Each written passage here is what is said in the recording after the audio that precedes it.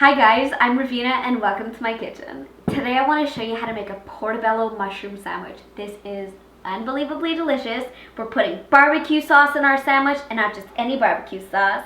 We're putting chips, apples, onion, tomato. Sounds crazy, it's going to be delicious. I promise. So I'm starting off by cooking my apple and my onion, and I'm going to talk about why this is such a perfect combination later, so bear with me.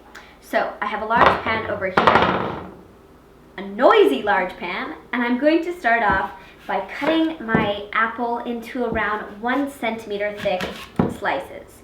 So I don't bother coring it right away, because once it's in slices, I have an apple core, which does the job for me. So you could also use a small circular cookie cutter to get the core out. That would do the job just as well. So we have lovely apple slices, and I have new glasses. They go into the pan and then onto the onion. So this is a nice big onion, which is really nice because the wider the onion, the more the burger it covers. You feel me? So cut the end off, and then we want to make 2 nice thick pieces. And the way that we cook these, they almost like grill, they almost char, even though we're doing this inside and not on the outdoor barbecue. And they're going to be so good. So get the outside off, and then these 2 nice slices are going to go into my pan. And finally into my pan, this is really like an all-in-one. I have 2 large portobello mushrooms, and all that I've done is I take a paper towel and I just gently clean off any dirt that's on them. And then I gently remove the stems. And you want to do this and try not to remove the gills, obviously. So this all goes into the pan with the drizzle of vegetable oil. And then we're going to cook this on medium-high heat until the onions and apples are sort of nice and browned on one side. And then we're going to sprinkle them with a little bit of salt and flip them. And we're going to do the same thing with the portobello mushrooms, except those take longer to cook, and what you have to end up doing is flip them a few times in order for them to really fully soften and release all their juices. While my vegetables are cooking, I want to take you over some of my other ingredients. So I've taken a tomato and cut it as well into 1 centimeter thick pieces. Now, in case it wasn't obvious, the amount of apple, onion, and tomato, and of course buns that you need, correlates directly to the amount of people eating this. So 1 mushroom per person, 1 piece of everything else per mushroom per person. So the other stuff which I'm going to put on these amazing sandwiches is some radicchio. Now this is a bitter Italian green. It's a beautiful purple color and it is delicious. But if you want, you can omit this or use lettuce or use endives, which also have a nice bitter flavor. Though I find endives more bitter than radicchio. So radicchio is like a nice kind of middle ground.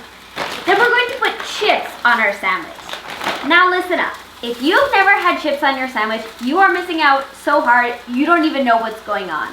I was introduced to this when I was traveling in Europe.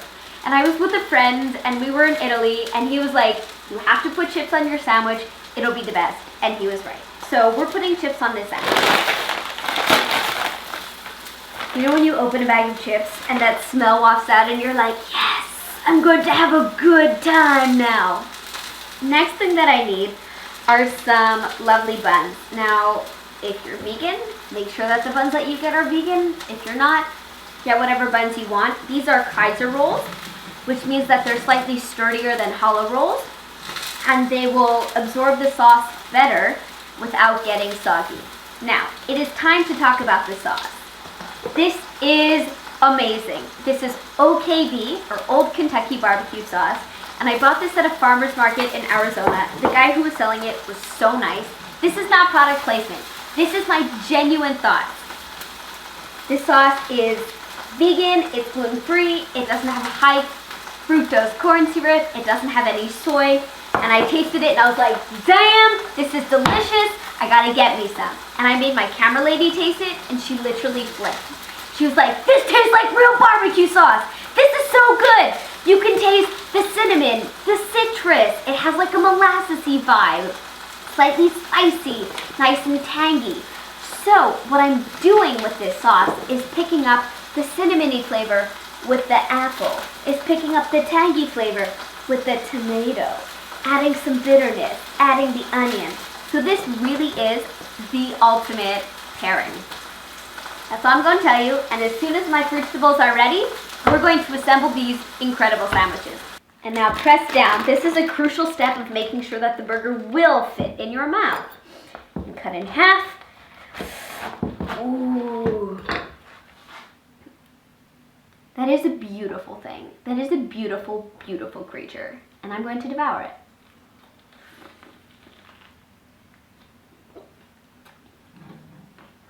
So good.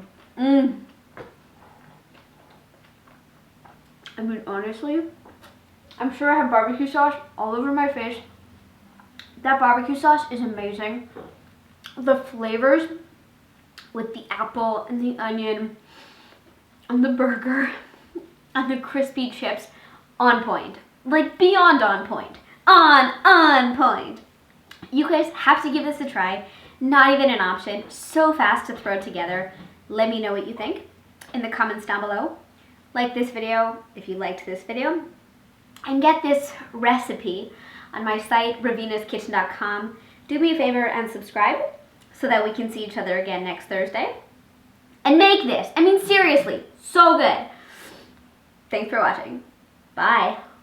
I'll put the links for everything in the description box down below. So check that out.